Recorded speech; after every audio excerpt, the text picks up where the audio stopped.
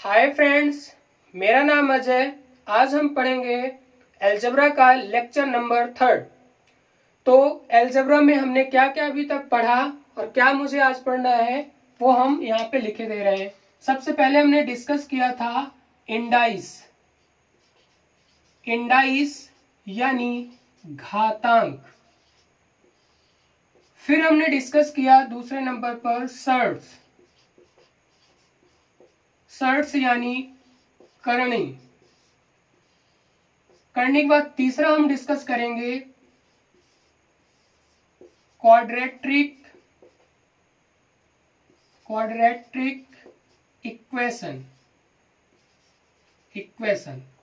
यानी द्विघात समीकरण। ये हमने देखा, ये हम पढ़ चुके हैं। इसके हमने पूरे फॉर्मूले बता दिए हैं। इसके बाद हमने इसको हम पढ़ा दिया हूं। ये पहले लेक्चर में था, ये दूसरे लेक्चर में था। हालांकि 4-5 क्वेश्चन भी हमने करवाए हैं सर्ट्स के बाद। आज हम पढ़ेंगे क्वाड्रेटिक इक्वेशन, द्विघात समीकरण। और जैसे ही हमारा ये तीसरा खत्म होगा, इसके बाद ये क्या है, हम फिर प्रैक्टिस करेंगे, क्वेश्चन की प्रैक्टिस करेंगे। तब हमारे लिए क्या हो जाएगा, पूरी तरीके से अलजेब्रा खत्म हो जाएगा। ये जो कोर्स है ये ITI वाले स्टूडेंटों के लिए है। और ITI कौन से, सेकेंड ईयर वालों के लिए। उनमें ये टॉपिक दिए हुए हैं और ये सिलेबस के अकॉर्डिंग ही पढ़ाया जा रहा है कि जो NSQF लेवल 5 में जो सिलेबस में लिखा है कि पहले इंडाइस है, फिर सर्ट्स है, क्वाड्रेटिक है, बस ये 3 टॉपिक है। हालांकि अलजेब्रा में आप पढ़ोगे तो बहुत बोर्ड मार्क्स वगैरह इसी में है। A+B का होल स्क्वायर वगैरह भी अलजेब्रा में पढ़ते हैं, वो आप फर्स्ट ईयर में पढ़ोगे। तो आज हम ये स्टार्ट करेंगे क्वाड्रेटिक इक्वेशन।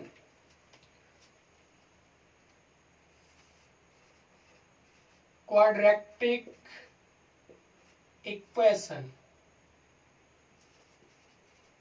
इक्वेशन यानी द्विघात समीकरण।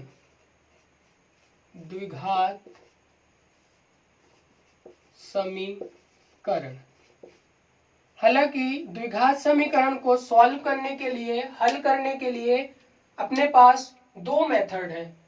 हल करने के लिए कौन कौन सी 2 मेथड हैं? तो 2 मेथड हैं। पहली जो मेथड है वो क्या है, फैक्टराइजेशन मेथड, y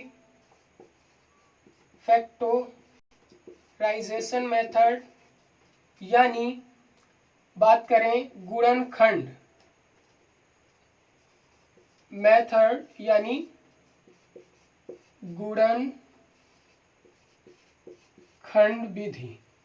गुणनखंड विधि। इसके बाद जो दूसरी है, अब सभी लोगों को पता भी होगा, y formula Shridharacharya method.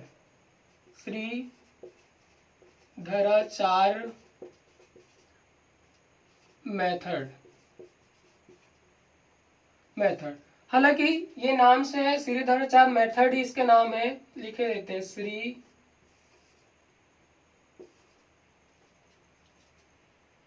Shridharacharya विधि, सूत्र विधि, श्रीधराचार्य सूत्र विधि।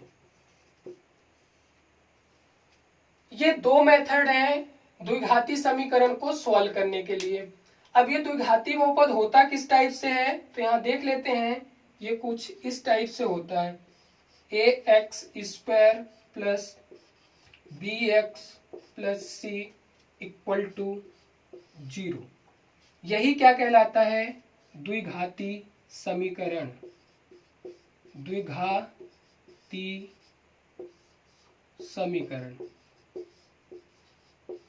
इस टाइप से क्वेश्चन को हमें सॉल्व करना पड़ेगा। तो हम क्या करेंगे, ये श्रीधराचार्य मेथड को हम आपको बता देते कौन सा फार्मूला है। इसके बाद ये दोनों से हम क्वेश्चन करवाएंगे और जैसे ये टॉपिक खत्म होगा तो फिर हम एक प्रैक्टिस करवा देंगे पूरा अलजेब्रा का, तो आपको एक भी क्वेश्चन बाहर नहीं आएंगे यहाँ से। एग्जाम में जब बैठोगे तो सभी पढ़े पढ़ाए ही क्वेश्चन आएंगे। तो हम क्या देखते हैं, सीढ़ीधराचार वाली मेथड को देखते हैं। ये फार्मूला क्या है, हालांकि सॉल्व भी करवाए देता हूं।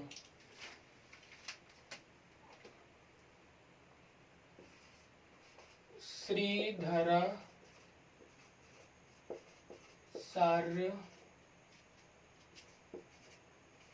फॉर्मूला, श्रीधराचार्य फॉर्मूला पे लिखे भी दे रहा हूं।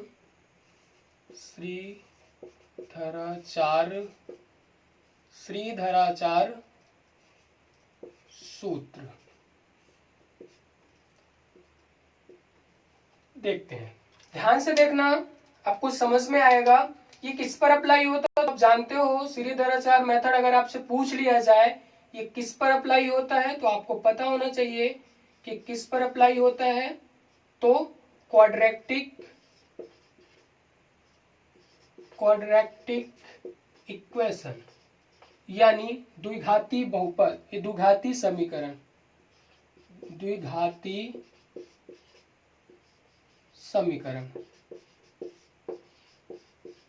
ये द्विघाती समीकरण पर अप्लाई होता है।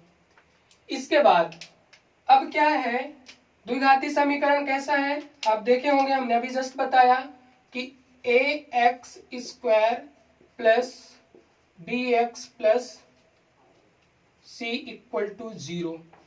याद रखना यहाँ पे a 0 नहीं होना चाहिए, एक नॉट इक्वल टू 0, जो a है वो 0 के बराबर नहीं होना चाहिए।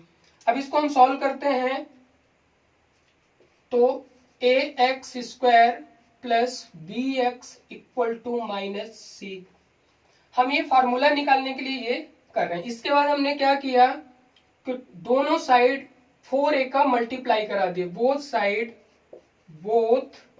साइड 4a मल्टीप्लाई,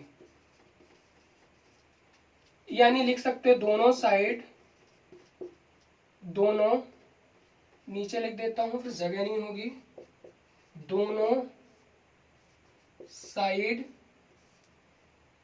दोनों साइड किसका 4a का गुणा करने। अब जब हम 4a का गुणा कराएं तो क्या हो जाएगा 4a फिर a स्क्वायर, ये हमने गुणा करवा दिया। इसके बाद प्लस 4a इंटू bx बराबर c इंटू 4a। अब क्या करते हैं, सब मल्टीप्लाई करा दो, 4a square X square plus 4a bx equal to minus 4ac। अब क्या करते हैं कि दोनों side, both side b square को हम क्या कर दिए ऐड। तो b स्क्वायर को हमने ऐड किया तो 4a square X square plus 4a px plus p square. याद रखना ये सीढ़ीधराचार वाला जो फार्मूला मैं उसे सॉल्व करने की कोशिश कर रहा हूं कि कहां से वो फार्मूला सॉल्व हुआ। हालांकि चाहता तो मैं डायरेक्ट लिख देता कि ये सीढ़ीधराचार वाला फार्मूला है, लेकिन आपको लास्ट में सॉल्व करके दिखाता हूं, ये आता है। तो 4a bx इधर भी कर दो माइनस, पहले b ये हमने ऐड किया, ऐसा करोगे तो समझ में आएगा 4ac प्लस बी स्क्वायर। ये हम ऐसा किए हैं क्योंकि अभी से तोड़ो फार्मूला बनाओ तो फार्मूला कुछ ऐसा बनेगा जैसे 2ax, ये 2 का स्क्वायर हो, इन दोनों को हम स्क्वायर कर सकते हैं, ऐसा लिख सकते हैं क्योंकि 2 का स्क्वायर ये स्क्वायर, तो 2ax का square plus 2 into 2a bx, ये कर सकते हैं। इसके बाद प्लस बी स्क्वायर, इधर हम इंटरचेंज कर दे चाहे तो बी स्क्वायर माइनस 4ac। याद रखना एक फार्मूला आपने पढ़ा होगा, कौन सा फार्मूला, a प्लस बी का whole square, A square A plus B का होल स्क्वायर बराबर A square plus B square plus sorry A square plus 2ab plus B square, ये फार्मूला होता है। ए प्लस बी का whole square का formula A square plus 2ab plus B square. याद रखना इसे हमने क्या मान लिया, a मान लिया, और इसे हमने क्या मान लिया, b को b मान लिया। तो याद रखना ये होगा इसका स्क्वायर है प्लस 2ab, कहां से 2, और a ये होगा 2ax, और b का मान ये दिया है b स्क्वायर। तो ये टोटल क्या हुआ, ध्यान देना, इसके आगे इधर लिख रहे हैं आपको,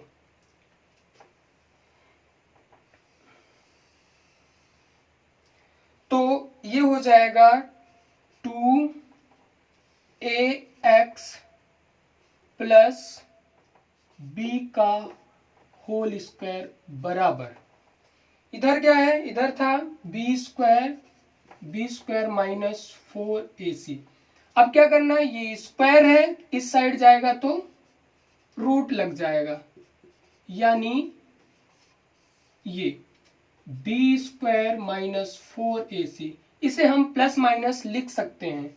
तो 2ax प्लस b बराबर plus minus under root B square 4ac।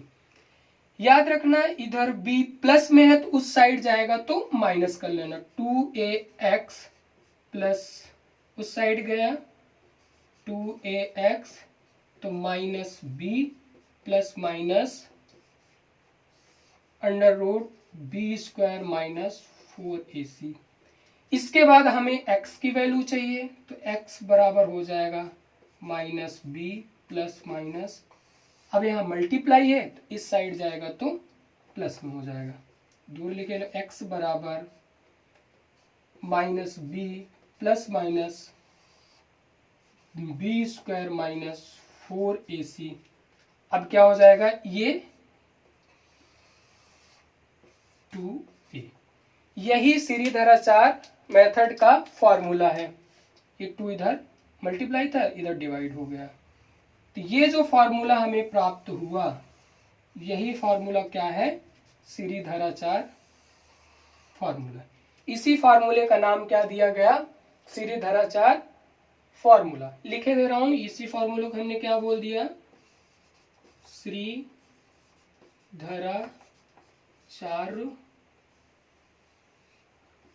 सूत्र। इस फार्मूले से हम इस टाइप के इक्वेशन को हम लिख सकते हैं, या इस टाइप के इक्वेशन को हम सॉल्व कर सकते हैं। ठीक है, समझ में होगा। एक बार मैं फिर से बता दे रहा हूं, हो सकता है कहीं आप लोगों को थोड़ी बहुत प्रॉब्लम गई हो, तो एक हम फिर बता दे रहे हैं। देखिए सीरीधराचार जो फार्मूला सूत्र है, ये है x बराबर minus B plus minus under root B square minus 4ac upon 2a। ये कभी कभी डायरेक्ट पूछ लेता है कि सीरीधराचार जो फॉर्मूला है कैसा है, तो इसे आप याद कर सकते हो। हालांकि हम इसे सॉल्व करके भी दिखा दिए, निकाले कैसे हैं, डेरिवेट करके दिखा दिए हैं। तो ये अप्लाई किस पे होता है, क्वाड्रेटिक इक्वेशन यानी द्विघाती समीकरण पर ये अप्लाई होता है। तो द्विघाती समीकरण कौन सा है, तो द्विघाती समीकरण ax square plus bx plus c equal to 0। यहां पे याद रखना कि a 0 नहीं होना चाहिए। इसके बाद a स्क्वायर प्लस bs, इस बार प्लस में था, उस साइड ले गए तो माइनस हुआ। बोथ साइड हमने 4a का मल्टीप्लाई किया। कुछ बोल रहे क्यों किए, क्योंकि हमको फार्मूला निकालना था, इस वजह से ये अप्लाई 4 का मल्टीप्लाई करना पड़ा, क्योंकि हमको ये फार्मूला बनाना था a प्लस बी का होल स्क्वायर वाला। तो a प्लस बी जब 4 का हमने मल्टीप्लाई किया दोनों साइड, बोथ साइड, तो 4a into A X square plus 4a into B X equal to minus C multiply 4a।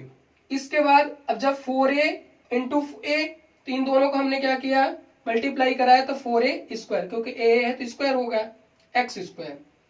इसके बाद 4a b x सेम है, यहाँ पे कर लिए तो 4a c हो गया, माइनस तो था तो माइनस ही रहेगा। इसके बाद हमने b स्क्वायर को ऐड किया यानी जोड़ दिया, पे लिख लेना क्या किया हमने, जोड़ दिया दोनों साइड। तो 4ax square plus 4abx plus b square, इधर भी हमने b कर दिया, इधर भी। अब हमको क्या बनाना था, स्क्वायर के फॉर्म में, तो 2 का स्क्वायर भी करते हैं। अभी देखो 2, इसको हम जब सॉल्व करेंगे तो यही आएगा, 4a स्क्वायर एक्स स्क्वायर आएगा, प्लस यहाँ से 2 हमने क्या कर लिया, कॉमन ले लेते, इसे 2, ये 2 जब क्या हो जाएगा 4, तो 4abx हो जाएगा, ये b है। ये फॉर्मूला हमने लगाया तो ये आया, 2ax स्क्वायर प्लस b का स्क्वायर लगा हुआ है, यहाँ पे स्क्वायर लगा तो उस साइड गया तो रूट लग जाएगा।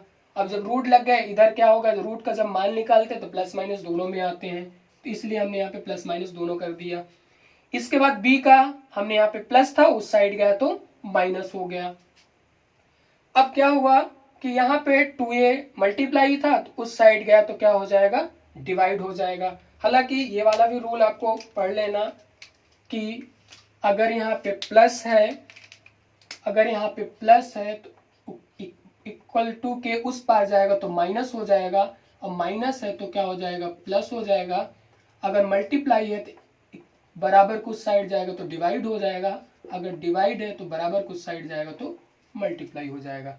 कहने का मतलब है कोई अगर यहाँ पे नंबर है या कोई क्या कर सकते हैं, एक्स वाई जेड कुछ भी लिखा है, अगर एक्स के साथ जुड़े होंगे तब उस साइड जाएगा, तो ये प्रोसेस होगी। ठीक है, उम्मीद करता हूं कि ये समझ में आया होगा। अब हम इसी क्वेश्चन पे या इसी बेस्ड फॉर्मूले पर हम कुछ क्वेश्चन करते हैं। तो आप लोग स्क्रीनशॉट लेना है तो ले लो, चलो रख किए दे रहा हूं।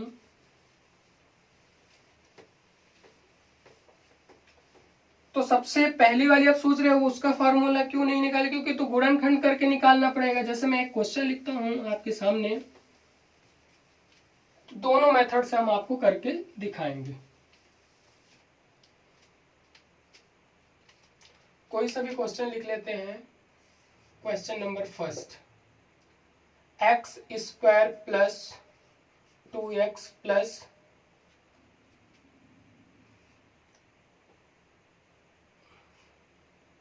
2 कर दूं।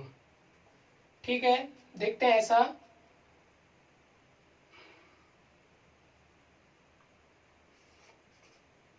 यहाँ पे 12 ऐसे ध्यान देना, ये क्वेश्चन है, इस क्वेश्चन को हमको क्या करना है, सॉल्व करना है। इसके 2 मान आएंगे, ये आपके क्वेश्चन पेपर में लिखा होगा, आपका इस टाइप के क्वेश्चन पेपर में लिखे होंगे।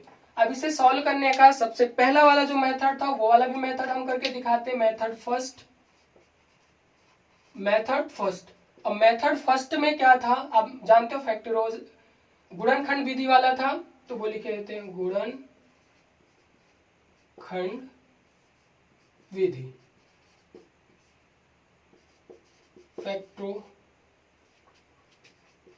फैक्टराइजेशन मेथड ये था। तो इस विधि से हम एक बार करके देखते हैं। तो क्या करते हैं, सिंपल है, एक्स स्क्वायर प्लस इन दोनों को तोड़ना पड़ता है। तो देखो 6x प्लस 2x, तो 6 में 2 को ऐड करोगे तो 8 हो जाएगा, और जो मल्टीप्लाई करोगे तो क्या हो जाएगा 12। हालांकि आप 10th में इस टाइप के क्वेश्चन बहुत सारे सॉल्व किए होंगे।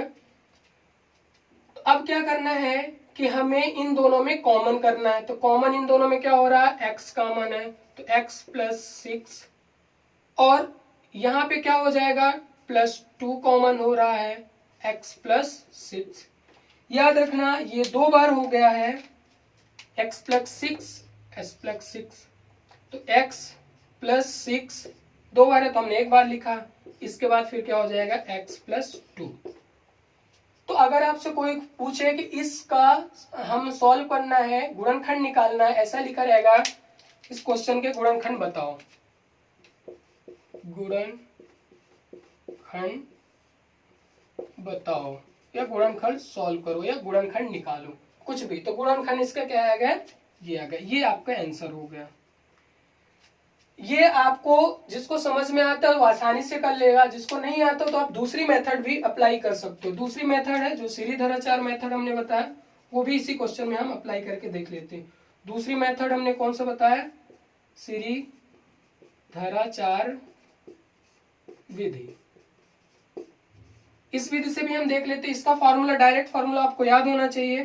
तो x बराबर minus B plus minus under root B square minus 4ac upon 2a। तो ये फॉर्मूला होता है। अब इसमें क्या करना पड़ेगा आपको, मैंने एक क्वेश्चन आपको बताया था स्टार्टिंग में ही कि ax square plus B X plus C equal to 0। इस इक्वेशन में a का मान जरा बताओ। a का मान यहाँ पे कुछ नहीं, यहाँ पे a है, मतलब x को छोड़ दो, x वाला पार्ट। तो इसका मान क्या हो जाएगा, a इक्वल टू 1। b बराबर देखो क्या है, b का मान 8 है, तो 8 कर लिया। c का मान कितना है, 12 लिख लिया। याद रखना यहाँ अगर माइनस होता तो हम माइनस b करते हैं। अब हम इसको सॉल्व करते हैं, इस फॉर्मूले में रखते हैं, तो आसानी से आपको समझ में आ जाएगा। ध्यान देना, अब इस फॉर्मूले में रखेंगे तो x बराबर b का मान क्या है, 8 है, तो -8 plus minus under root B square minus 4ac। B square मतलब 8 का स्क्वायर माइनस 4ac। a का मान 1, c का मान कितना है 12 अपान 2a। a का मान कितना है 1। याद रखना हम सबके मान रख दिए। अब हम इसको सॉल्व करते हैं। -8 प्लस माइनस अंडर रूट 8 का स्क्वायर करोगे तो 8 × 64, या 8 का स्क्वायर कितना हो जाएगा 64। फिर मल्टीप्लाई करा लो, 48 माइनस 2, भाई 2 में 1 का करोगे तो 2 ही आएगा। इसके बाद हम -8 प्लस माइनस, अब सब्सट्रैक्ट कर लो। अब ये 8 घटाओ तो कितना हो जाएगा, 14 में 6 आ जाएगा। इसके बाद यहाँ पे 4 1 16 हो गया। इसके बाद कितना है यहाँ पे 2। अब ये किसका है, इसको भी सॉल्व करोगे तो हो जाएगा -8 प्लस माइनस 4 का होता है 4 चौको 16 4 2। यहाँ पे x, यहाँ पे x, यहाँ पे x। अब जब ये सॉल्व हो गया तो एक बार प्लस ले लो, प्लस चिन्ह ले लो, एक बार माइनस ले लो। तो हम क्या करेंगे, प्लस लेने पर, तो प्लस वाला लेने पर x का मान कितना हो जाएगा -8 प्लस 4 अपान 2। तो इनमें अगर हम 8 में 4 घटाओगे तो कितना हो जाएगा, x बराबर तो 6 नहीं, कितना हो जाएगा 4 अपान 2 माइनस, तो इसे जब हम सॉल्व करेंगे कट करेंगे तो कितना हो जाएगा, x बराबर हो जाएगा -2। x बराबर क्या हो जाएगा -2। इसके बाद दूसरा हम प्लस, कौन सा चिन्ह, प्लस तो ले लिए, अब माइनस चिन्ह लेने पर, तो माइनस लोगे तो x बराबर क्या हो जाएगा, x बराबर -8 तो था ही, अब यहाँ पे माइनस कर दो 4 अपान 2। इन सबको जोड़ोगे तो कितना हो जाएगा -12 2। तो x बराबर कितना हो गया -6। याद रखना यहाँ पे x बराबर 2 आया, यहाँ पे x बराबर 6 आया। अब ये हमने आपको पहले ही बोला था कि अगर हमारे पास कौन कौन सी चीजें आई, x बराबर -2, x बराबर -2 और x बराबर क्या आया 2 -6। कभी कभी ऐसा भी क्वेश्चन पूछता है x के मान निकालो, तो आप ऐसा निकाल सकते हो। अब ये इस साइड आएगा तो क्या हो जाएगा, प्लस हो जाएगा ये, और ये भी इस साइड आएगा तो क्या हो जाएगा, प्लस हो जाएगा। तो ये दो, ये मल्टीपल हो यानी गुणनखंड हो गए। यहाँ से भी हम ऐसे x का मान निकाल सकते थे क्योंकि इक्वल टू 0। तो ये गुणनखंड होता है और ये क्या हो गया, ये हम किस मेथड से निकाल लिए, श्रीधराचार्य मेथड से। दोनों में आंसर सेम आते हैं, कोई चेंजेस नहीं है। क्लियर है? उम्मीद करता हूं कि ये क्वेश्चन आपको समझ में आया होगा। चलो एक क्वेश्चन और कर लेते हैं तो शायद आसानी से समझ में आ जाए।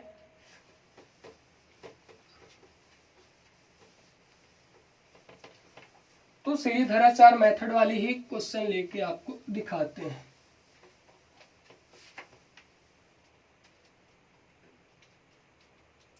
तो क्वेश्चन लिख लेते हैं 6x² minus x minus 2 equal to 0। ये हो गया आपका क्वेश्चन नंबर 2। आप किसी से भी सॉल्व कर सकते हो। इसके x का मान निकालने हैं, जितने भी दो मान है वो निकालने हैं। तो आपको पहले क्वेश्चन सूत्र लिख लो, सॉल्यूशन। अब निकालना है, सूत्र क्या है आपके पास, फॉर्मूला क्या है, minus B plus minus under root b² minus 4ac upon 2a। तो एक इक्वेशन है, आप लिख लो x² plus 2x, sorry x² plus bx प्लस x² plus bx ax² plus bx plus c equal to 0। तो a के मान कितना हो जाएगा 6, b का मान कितना हो जाएगा -1। हमने पहले बोला था अगर माइनस चिन्ह है तो चिन्ह के साथ लेते, और c का मान क्या हो जाएगा -2। अब हम इस फॉर्मूले में रख देते हैं, ये हमारे पास आ गया। ये हमारा a का मान आ गया, ये हमारा c का मान b का मान आ गया, ये हमें c के मान मिल गए। अब हम इसको सॉल्व करते हैं तो x बराबर b का मान रख दो तो माइनस, तो ये माइनस तो फार्मूला वाला -1 plus minus under root b के स्क्वायर पूछा है तो b का स्क्वायर करो। b के स्क्वायर में क्या है -1 का स्क्वायर, b का मान तो यही है -4, a का मान कितना 6 और c का मान -2। ये अपान कितना 2a तो 2 6। अब x का मान इन दोनों में मल्टीप्लाई कराओगे तो क्या हो जाएगा 1 प्लस माइनस। अब ये 1 का स्क्वायर करोगे तो 1 आएगा, -1 इंटू -1, इन दोनों करोगे तो माइनस माइनस प्लस हो जाता है और 1 मान आ जाएगा माइनस। अब ये माइनस माइनस यहाँ भी प्लस हो गया, अब गुणा करा दो, कितना हो जाएगा ये 48। तो 6 दूनी 12, 12 चौक 48, ये हो गया अपान 12। इसके बाद है इसे सॉल्व करो, x बराबर 1 प्लस माइनस 49 12। इसके बाद यहां से देखते हैं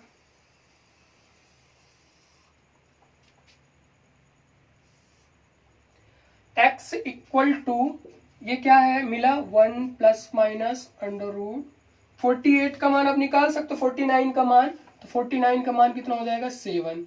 क्यों हो जाएगा मैं यहाँ पे लिखे दे रहा हूँ, उन लोगों को पता नहीं होगा कि अंडर रूट 49 कितना होता है 7।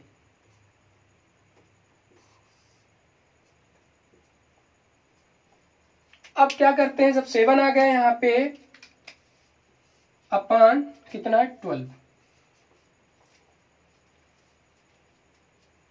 ध्यान देना, अब क्या लेना, एक प्लस चिन्ह ले लिए। प्लस चिन्ह जब लोगे, यहाँ पे दो चिन्ह है तो प्लस चिन्ह लोगे तो x बराबर 1 प्लस 7 इक्वल टू 12, तो बराबर 8 अपान 12। तो क्या होगा 4 से कट जाएगा, 4 दूनी 8, 4 तेई 12, तो 2 अपान 3। x का मान क्या आ गया 2 अपान 3, ये आ गया x का मान। इसके बाद माइनस चिन्ह ले लो, माइनस चिन्ह, तो माइनस लोगे तो x बराबर 1 माइनस 7 अपान 12। इसे सॉल्व करो तो -6 अपान 12 12, अब ये हो जाएगा -1/2। तो x का मान क्या आ गया, -1/2।